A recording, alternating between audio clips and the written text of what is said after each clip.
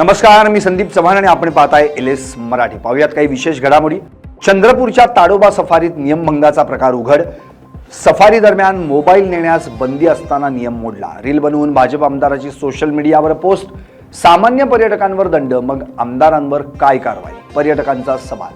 धुळ्यात पाकिस्तानमध्ये निर्मिती केलेल्या सौंदर्य प्रसाधनांचा साठा उघड। शहरातील जयशंकर मार्केटमध्ये पोलिसांची धाड।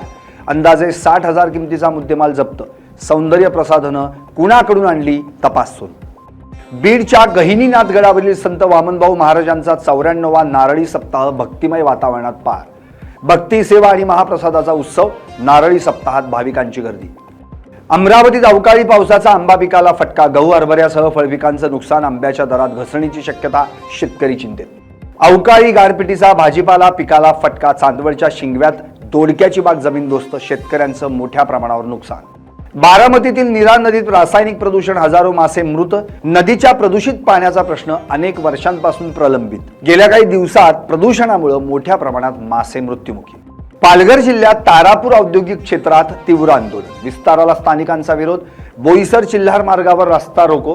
कंपनीमुळे वायू पाणी प्रदूषण वाढल्याचा आरोप। धाराशिव जिल्ह्यातील येरमाळा येथील एडेश्वरी यात्रेत चोरीचा प्रकार। महिला भाविकांच्या गळ्यातील मंगळसूत्र चोरणाऱ्या टोरीचा पर्दाफाश। 2 महिला आणि 1 इसम पोलिसांच्या ताब्यात। आरोपींकडून 1,31,000 सोन्याचे दागिने जप्त। उल्हासनगर हिराघाट चोरट्यांच्या विळख्यात। इंधनानंतर आता घरातील सिलेंडरही गायब। चोरीची संपूर्ण घटना CCTV कॅमेऱ्यात कैद। नाशिकमधील उद्योजकावर सेक्स स्कॅन्डल। खंडणी प्रकरणी गुन्हा दाखल। उद्योजक NGO संचालकाकडून 100 पेक्षा जास्त महिलांचं लैंगिक शोषण झाल्याची प्राथमिक माहिती। टॅबमध्ये 87 व्हिडिओ सापडल्यानं प्रकरण उघड। 4 मोबाईल, 2 पेनड्राईव्ह, 1 मेमरी कार्ड जप्त। गरजू महिलांना नोकरीचा आमिष दाखवून शोषण केल्याचा आरोप। आणखी काही विशेष घडामोडींसाठी पाहत रहा LS मराठी।